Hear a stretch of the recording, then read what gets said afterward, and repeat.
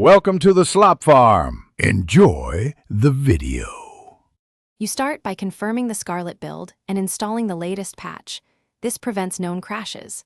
Next, close heavy background apps and free at least 2 GB of RAM because memory pressure often triggers faults. Once done, run Scarlet as administrator and perform a clean boot to eliminate third-party conflicts. These first steps narrow causes quickly and let you test whether the crash is environmental or internal to the app before deeper troubleshooting. Now you run diagnostics and adjust in-app settings to stabilize runtime. Update GPU drivers to the latest WHQL release and pick the correct GPU if you have to. Outdated drivers cause crashes.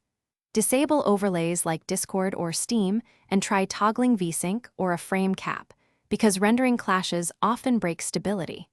Verify game files via the launcher or reinstall core modules, and clear Scarlet shader and cache folders. Finish by collecting crash dumps and renderer logs with timestamps, because support needs data to identify patterns.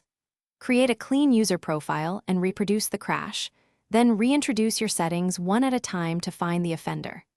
If problems persist after all fixes, roll back the most recent driver or game patch as a temporary remedy and send the logs to support. One key troubleshooting tip: reproduce the crash with logging enabled so you capture the exact failure moment for a faster resolution. Thanks for watching. Consider subscribing if we helped you today.